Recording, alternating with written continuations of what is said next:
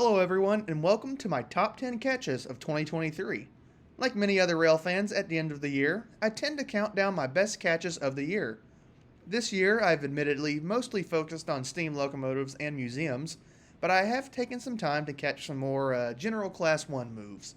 For this video, all steam locomotives and museum catches will be excluded. For the first time since I've started rail fanning, I have also not included any NS heritage units in this video, although a few CSX heritage units are included.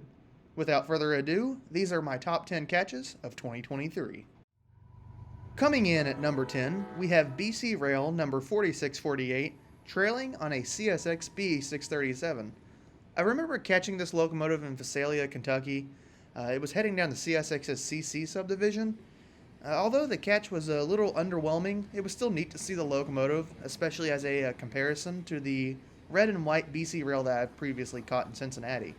At this point, I was really involved in the steam locomotive chases, so Class 1 railroads didn't really interest me that much, but it was still a really cool catch as these locomotives are disappearing pretty quickly. At number 9, we have the Amtrak 108 Phase 6 Heritage Unit leading the Cardinal through Cincinnati. The Phase 6 Heritage Unit ranks a little higher than the Phase 3, which I also caught in 2023, mainly because I prefer the scheme, but this was also the locomotive that completed my roster of P42 heritage units and special paints for Amtrak. I do hope I can catch this locomotive in the daylight at some point because the night shot isn't that great, but this does work for now.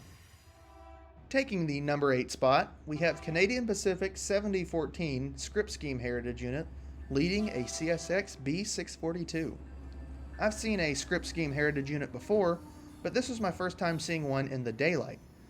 These may not be traditional heritage units by Canadian Pacific, but they're still really cool to see, and to see Canadian Pacific pay homage to their predecessor schemes.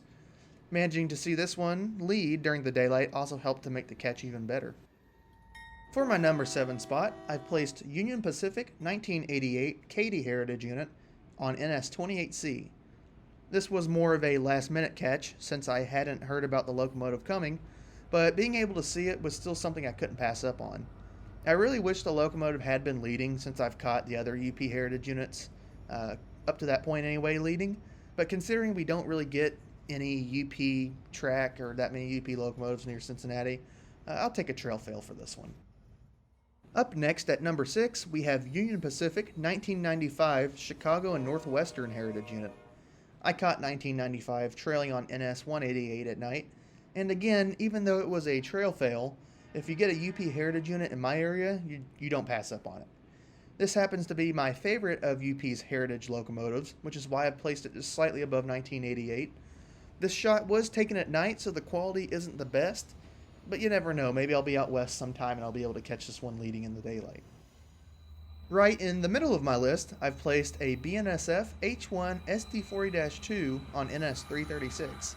This was a pretty neat catch since we also don't really have any nearby BNSF track where I'm from. Seeing an H1 BNSF locomotive in general is pretty cool since the scheme is slowly phasing out, but a classic SD40-2 is even cooler. The lighting was pretty great for this shot as well, although a lot of people may not view this as top 10 worthy. I certainly do, given the rarity of it through my area. Next up at number 4, I've given this spot to CSX 1973, the Chessie System Heritage Unit. CSX really shocked almost everyone in the rail fanning community when they first released their heritage units this year. No one really expected these to happen anytime soon, or really at all, so it was a nice surprise. I've only caught 4 of the 7 currently painted, and we already have 3 more in the paint shops in Waycross, but the Chessie System is one of my favorites. Seeing that yellow and orange paint coming at you, especially when it was leading this M207, it's just very cool. I really don't mind the CSX noses on the heritage units either. Even though I really wouldn't complain if they painted the whole locomotive, I'll take what we can get. I really look forward to seeing the heritage program progress next year as well. Coming in at number 3, we have CSX 1827, the Baltimore and Ohio Heritage Unit, leading an X542. I first saw the 1827 trailing out of Cincinnati, but as recently as this past week, I was able to see the locomotive lead an X542 the day after Christmas. This shot was made even cooler by having the locomotive pass some classic searchlight signals. The B&O is currently my favorite of the CSX Heritage units, at least until I see the ACL or Monon. Again, say what you will about the CSX Heritage units, I'm just glad we have something.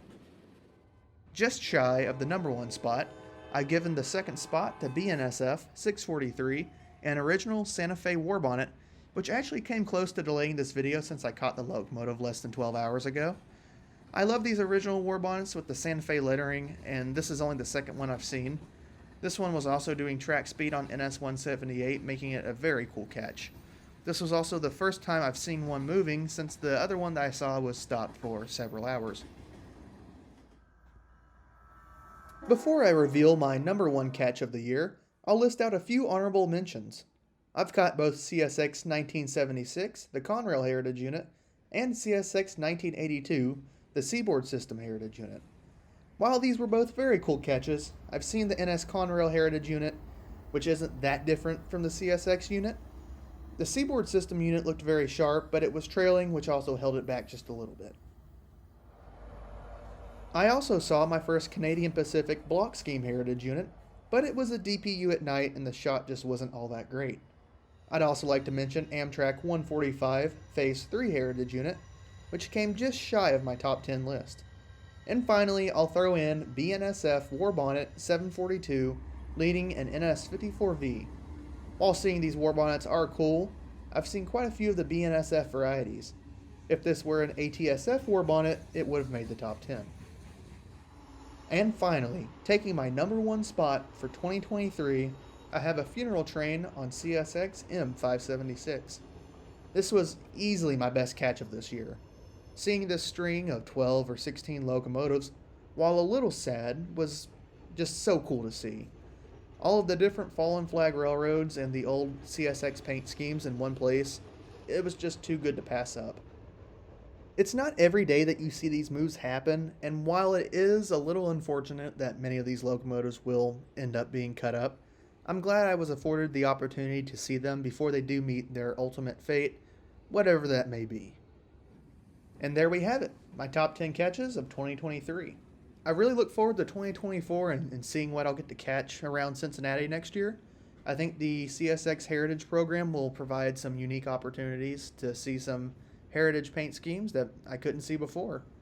Thank you all so much for watching. Have a happy new year, and I'll see you guys in 2024.